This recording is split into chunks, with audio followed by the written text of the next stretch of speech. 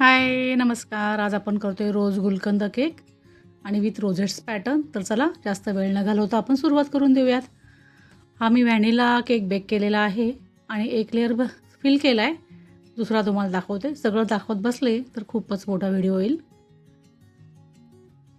नंतर ठरवलं मी व्हिडिओ करायचं त्यामुळे पहिला हा राहिला दाखवायचा पहिला पार्ट. पण ठीक आहे, नेक्स्ट सेमच आहे. क्रीममध्ये मी रोज सिरप आणि ओरिजिनल गुलकंद मिक्स केलं आहे आणि तो फ्लेवर आपण देतो आहे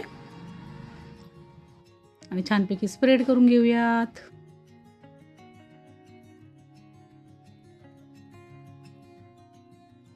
हा माझा हॉट सेलिंग आहे बरं का, बऱ्यापैकी जातो कारण की ओरिजिनल गुलकंद असतं, त्यामुळे लोक अगदी हौसेने मागवतात. फक्त अगदी लहान मुलं असतील तर ते तोंडातनं काढून टाकतात, त्यामुळे छोट्या मुलांचा प्रोग्राम असेल तर मी नाही सजेस्ट करत.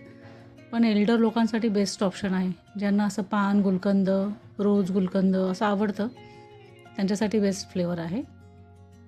आणि ओरिजिनल गुलकंदमुळे काय होतं, मस्त एकदम क्रंच येतो आणि खूप छान होऊन जातं फ्लेवर.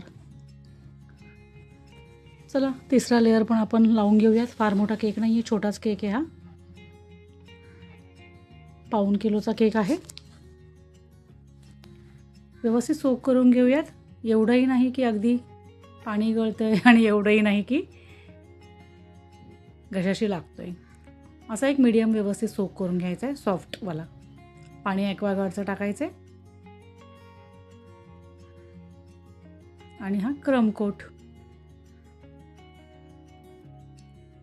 व्यवस्थित क्रम कोट करून घेतला ना, म्हणजे वरचं फिनिशिंग जेव्हा आपण फायनल करायला जातो ना तेव्हा छान स्मूथ येतं. ही स्टेप ना बरेच जण मिस करतात, मग फिनिशिंगला थोडासा इश्यू येतो. बाकी तुमचं काय चाललं आहे? माझा आपला केक सध्या मँगो केकचा सीझन आहे, पण बऱ्यापैकी मधल्या ऑर्डर देखील या भरपूर आहेतच.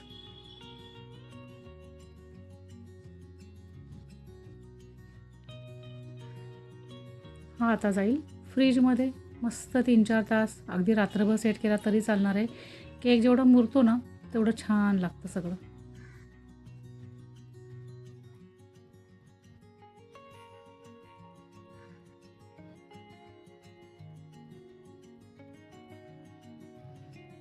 झालेलं आहे. ठीक आहे.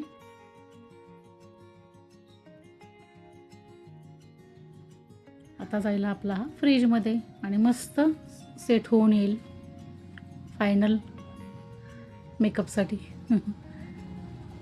हे रोझेट्सचं नोझल आहे. तुम्ही 1M 2D कोणतंही घेऊ शकता, पण यात काय केलं आहे मी, छोटासा घेतला आहे कारण केक छोटा आहे ना, त्यामुळे नोझल देखील छोटं घेतलं आहे. नोझल छोटं घेतलं की काय होतं, क्रीम खूप लागत नाही तोंडात, फार क्रीम येत नाही. क्रीम फार स्टिफ नाही केली आहे आणि फार अगदी पातळ पण नाही केली आहे. एक मीडियम कन्सिस्टन्सी, व्यवस्थित फ्लो होईल आणि टिकून राहील अशा टाईपचं. थोडंसं वरून पण दाखवू का मी?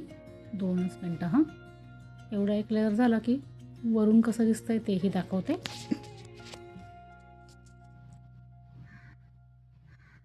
हे असं दिसतं. काही नाही, फटाफट करत राहायचं. हात जरा चालवायचे